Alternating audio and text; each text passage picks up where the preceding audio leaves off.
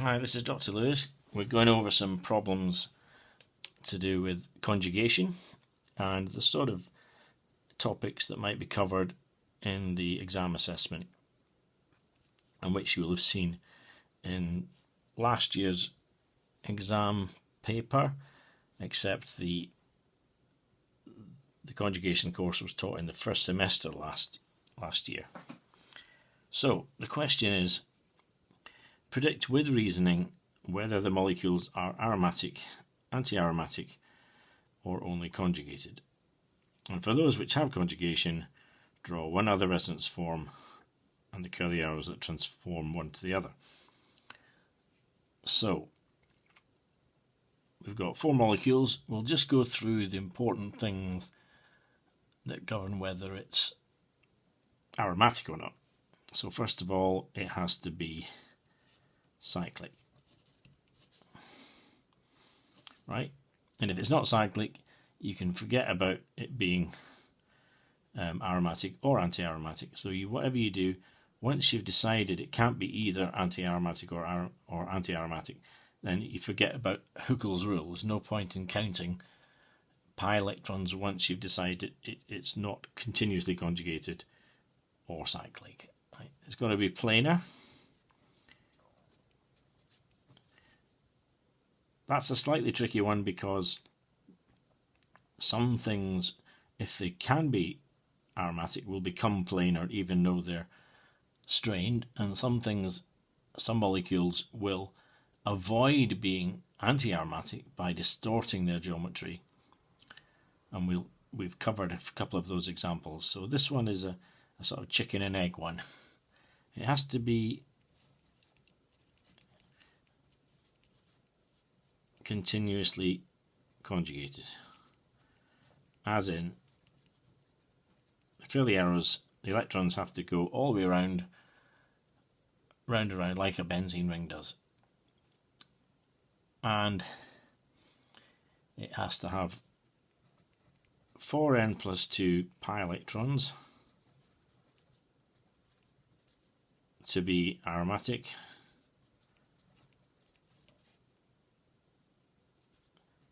and 4n equals anti-aromatic. But remember, if it's not cyclic or continuously conjugated, you don't apply either. You don't basically count the electrons up to apply Huckel's rule, because it doesn't apply. Right, so the first one is furan, that one there.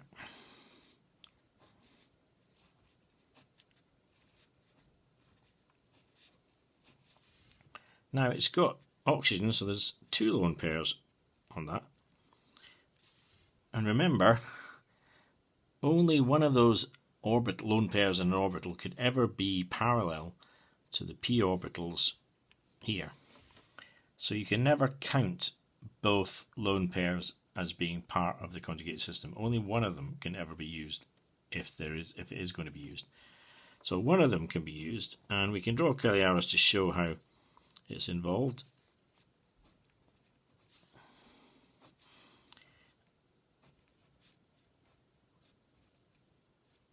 So that's now a double bond, and that's got a formal positive charge. And remember that pair of electrons has gone round to there, so that's a negative charge, and that one hasn't moved.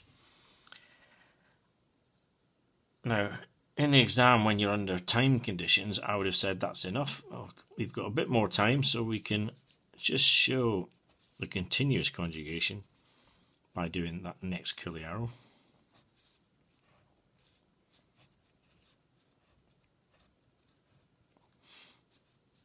So that pair of electrons went into there, that pair of electrons went into there. I'll just divide that off. So now we've done the curly arrows, we can see that it's cyclic. So write down the obvious things that it's got. It's cyclic, it's planar, it's continuously conjugated,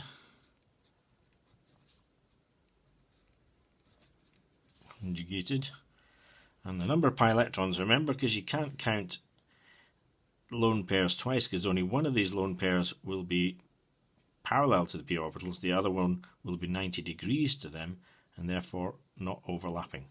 So that we count up the pi electrons as 2, 4, 6. 6 pi, which is a 4n plus 2 system, where n equals 1, so that's aromatic.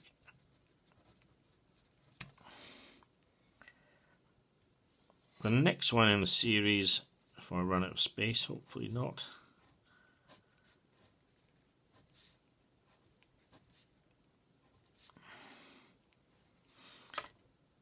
is a cyclic system, but here we've got an sp3 carbon, so we can see that we're not going to get continuous conjugation, but we have got conjugation, so we show that conjugation.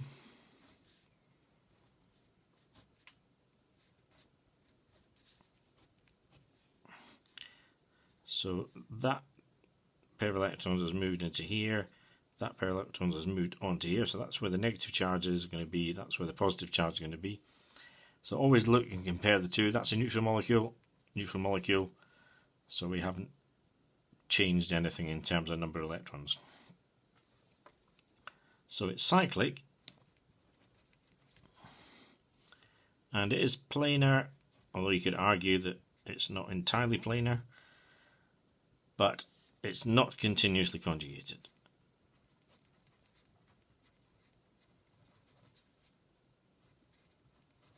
It's just conjugated. So we don't apply Huckel's rule when it's not continuously conjugated. The next one here is a, let's check that's appearing. Yeah.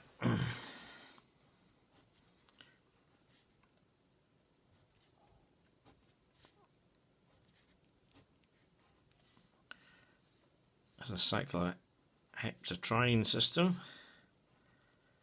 and I stuck a methyl on the top and a methyl down here, but that's just, remember they're not involved, so no matter what you stick on the outside, doesn't matter, just think about the ring system. That's the important thing. That's the sp2 system. Right, so there is conjugation, and well, we could actually show it's continuously conjugated in one go by dragging the electrons around to there. Remember, when you get to here, don't be tempted to go further, because you can't do that, because then you'll have a double bond there and a double bond there, and that will give you a pentavalent carbon. So you've got to stop, when you've got an anion, you've got to stop on the atom and stop before you get back to where you started. So try and draw that 7-membered ring again, and this is my sort of way of doing it, which mostly works.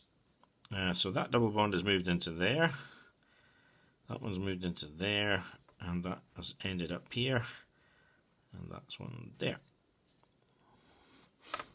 Okay, cyclic, yes, it is cyclic. It's could be planar. We've shown that it's continuously conjugated.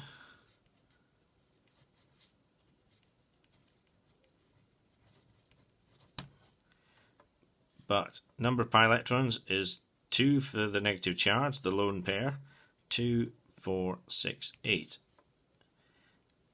8 pi electrons equals a 4n system, which means it's anti-aromatic.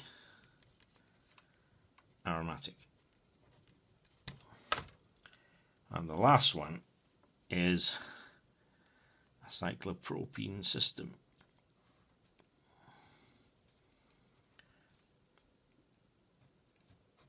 With a couple of isopropyl groups attached again. Forget about them, they're just there to sort of as a red herring really. So we can draw one little curly arrow just to show it's continuously conjugated.